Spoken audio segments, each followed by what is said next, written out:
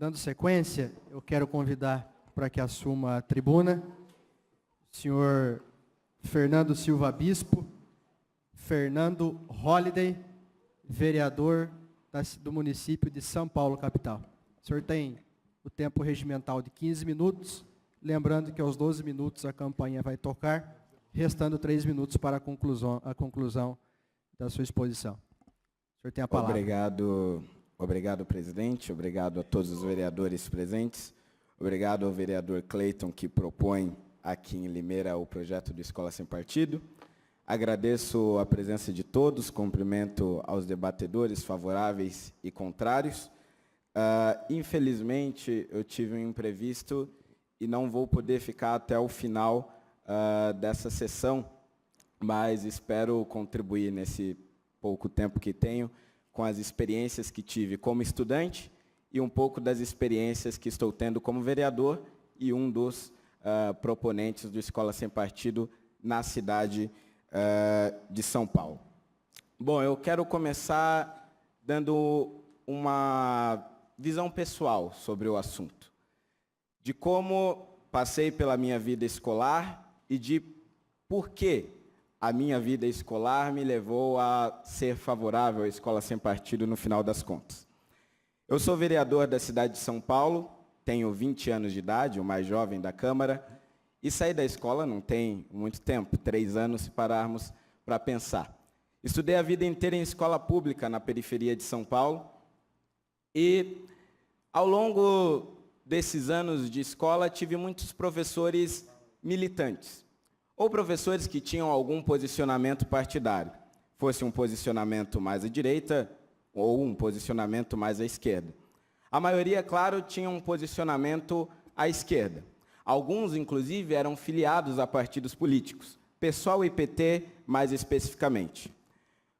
O professor que me incentivou, e eu costumo dizer que eu estou aqui hoje por ele, e ocupo a função que ocupo na cidade de São Paulo também graças a ele, porque foi um professor que me incentivou ao debate, um professor que me incentivou ao conhecimento.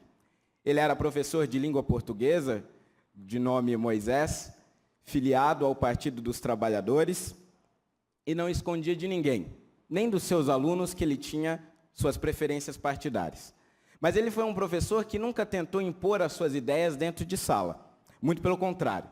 Ele instigava sempre os alunos a participarem do debate, até, se necessário, discordar dele. E foi o que eu fiz muitas vezes. Discordei daquele professor. Aquele professor era estritamente favorável, por exemplo, às cotas raciais. Hoje, eu sou um político estritamente contrário às cotas raciais. E quando aquele professor percebeu que eu estava formando um posicionamento contrário ao dele, ele não fez nada para impedir. Pelo contrário. Ele me incentivou a procurar autores que pensassem como eu, a ler artigos e livros que corroborassem com a minha tese e até mesmo a procurar documentários e filmes que também me ajudassem nessa argumentação. E foi assim com vários outros assuntos. Fui desenvolvendo um posicionamento próprio. Um professor de ideologia claramente de esquerda formou um aluno de ideologia claramente de direita. Ele não viu problema nisso. Na verdade, ele ficou feliz, porque formou um aluno independente. Mas, infelizmente, isso não aconteceu com todos os professores. Na 6ª série, pouco antes, eu tive um professor de história que era militante comunista. Não era filiado a nenhum partido. Era um ateu militante. Não suportava que dentro da sua sala de aula tivesse um único cristão sequer. Porque, segundo ele, aqueles que tinham uma religião ou acreditavam em Deus, na verdade, estavam crendo numa ficção, numa fantasia. Não teriam futuro se continuassem acreditando naquilo. Não seriam ninguém se continuassem frequentando a igreja. O seu destino seria a ignorância, a burrice. Os alunos, em grande parte, que frequentavam a igreja com suas famílias, foram ficando cada vez mais coagidos. Não se posicionavam mais dentro da sala de aula. O único aluno que tentou foi humilhado, exposto, atacado por aquele professor na frente de todos os outros. Hoje nós falamos muito em bullying, pois eu vi professor cometer o tal do bullying dentro da sala de aula. Ninguém ousou reclamar na direção da escola. Eu ousei discordar do professor. Fui levado diversas vezes para a direção E a minha mãe, que não tinha grau de instrução, não sabia o que estava acontecendo, achou que, na verdade, eu era um péssimo aluno. Um péssimo aluno por tentar ter independência e discordar do meu professor. E foi assim com diversos outros. Os alunos, então, aos poucos foram se calando. Na sala já não tinha mais discussão. As aulas eram somente um monólogo, doutrinação constante e cotidiana. Muitos alunos foram abandonando a sua fé. Laços familiares foram cortados, brigas e mais brigas foram acontecendo. Nas reuniões de pais, os pais não entendiam o que estava acontecendo, iam reclamar, mas com base em quê? O professor poderia falar o que ele quiser. E foi assim que aquele professor criou uma série de ateus militantes dentro da escola. Foi assim que ele destruiu uma série de laços familiares. Foi assim que famílias entraram em crise. E na periferia, senhores, não é em todas as famílias, mas em grande parte delas, as crianças ou os adolescentes que ali crescem só enxergam dois caminhos possíveis ou só acabam tendo duas inspirações possíveis. O dono do morro, que comanda o tráfico de drogas ou o tráfico de armas, e o pastor ou o padre da igreja, que prega a palavra nas casas, na comunidade. Quando aquele professor retirou daquelas famílias e de muitas crianças e adolescentes a possibilidade de seguir um desses caminhos e, portanto, encontrar na igreja e naquela figura religiosa uma inspiração, muitos deles passaram a enxergar somente um único caminho possível. Eu não estou dizendo que quem mora na periferia só tem duas opções. Não, não é verdade. Mas muitos não conseguem enxergar as tantas outras que existem. E com isso, muitos alunos foram levados à criminalidade. Eu não estou falando aqui de dados vazios ou de números soltos. Eu estou falando de pessoas com as quais eu convivi. De colegas que estudaram e que moravam comigo na mesma região. E muitos deles foram sim para o caminho da criminalidade e muito por conta daquelas aulas. O que eu estou dizendo é que hoje, infelizmente, dentro das salas de aula, é lamentável que estamos aqui para discutir educação e na plateia tem pessoas que não têm educação. Mas, de qualquer forma, o que eu estou dizendo é que muitas vezes, dentro da sala de aula, muitos alunos são expostos e coagidos por conta dos seus posicionamentos políticos ou por conta das suas crenças religiosas e não têm coragem ou não encontram fundamento para entrar no debate com o professor. Porque, afinal de contas, o professor se formou, é concursado, passou pela prova, é contratado. Se ele está ali é porque é preparado. E o aluno se sente completamente frágil e despreparado frente àquela figura. E quando vem um projeto como Escola Sem Partido, que coloca esse cartaz em todas as salas de aula, toda vez que o aluno se sentir coagido, exposto, ou que ele perceber que um professor, na verdade, está tentando impor a todo e a qualquer custo o seu ideal, ele vai olhar naquela placa e vai ver quais são os deveres do professor. E ele vai perceber que o professor não tem direito de coagi-lo. Ele vai perceber que o professor, por mais que tenha a liberdade de cátedra, não pode se utilizar dessa liberdade, deste poder, para atingir o aluno.